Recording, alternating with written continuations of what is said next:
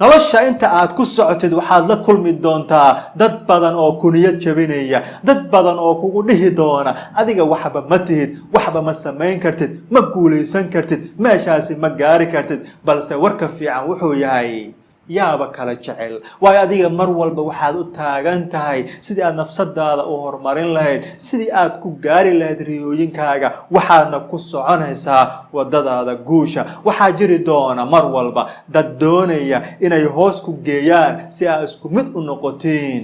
ابتسم حلوة حياتك خلها طبع بداتك يا حلو البسمة عليك من حياتك لمماتك. ابتسم حلوة حياتك خلها طبع بداتك يا حلو.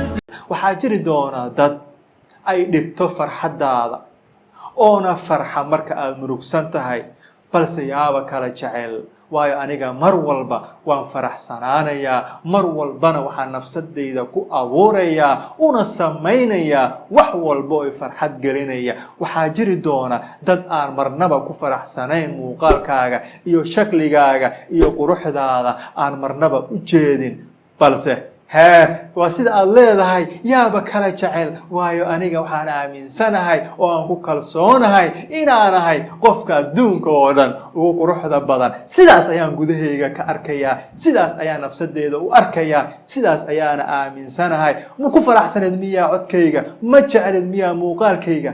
yaaba kala jecel, aniga ayaa jecel, aniga ayaa ku faraxsan. haddii uu wiil kaa tegey uuna kaaga tegay inaadan quruxsanayn, inaad tahay qof uusan ka helin, ha ilmaynin, isdeji. waxaa si tartiib ah u dhahdaa yaaba kala jecel, waayo waxaad heli doontaa wiil sidaada kugu jecel, wiil kuu arkaya in adiga tahay gabadha adduunka oo dhan ugu quruxda badan. haddii ay gabarh kaa tagtay oo ay kugu tiri ma tihid wiil sheekaynaya, waxaad tahay qof xirxiran, ha murgin, ha welwelin. waxaad heli doontaa gabarh sidaada kugu qaadata, gabarh kuu arki doonta inaad tahay qofka ugu sheekada badan adduunka oo dhan, qofka ugu quruxda badan adduunka oo dhan, qofka ugu fiican ee mudan in lala sheekaysto. ha ka welwelin, ha ka walbahaarin hadallada ay dadku kugu yidhaahdaan, balse hadalladaasi ka dhigo shidaal aad ugu socotid guushaada, shidaal aad ku gaartid himilooyinkaaga, riyooyinkaagana aad uga dhawaysid. kuma faraxsana qaabkaaga, kuma faraxsana wax walbo aad tahay, soo ma ahan. haddaba aniga ayaa ku faraxsan wax walbo aan ahay, shakhsiyadayda qofka aan ahay aniga ayaa ku qanacsan. haddaba yaaba kala jecel haddii aad ka shalaynaysid oo aad ka walbahaarsan tahay inaadan yaraantaadii soo qaadan waxbarashada aad weligaagaba doonaysay oo qeyrkaagii ay barteen.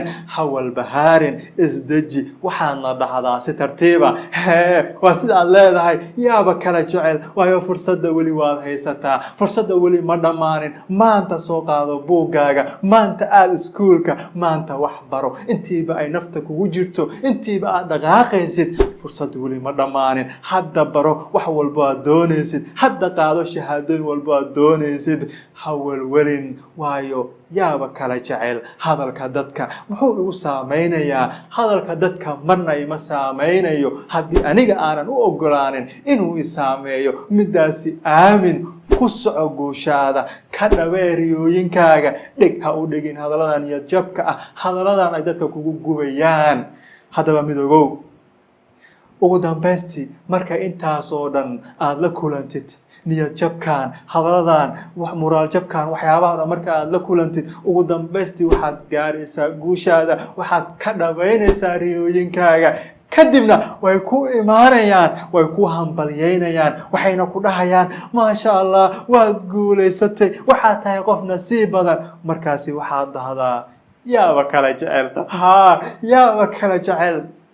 marna ha istaagin, marna ma istaagayno, waxaynu ku soconaynaa mar walba guusheena, dib ma fiirinayno, waayo nolosha waxay naga jirtaa horteena. qof gadaashiisa fiirinaya mar walba meel ma gaarayo. sidaa darteeda marna kuma mashquulayo aniga hadalladaasi niyad jabka, marna kuma mashquulayo dadka wax iga sheegaya, marna kuma mashquulayo dadka doonaya inay hoos i geeyaan, marna kuma mashquulayo dadka aanan ku faraxsanayn qofka aniga aan ahay.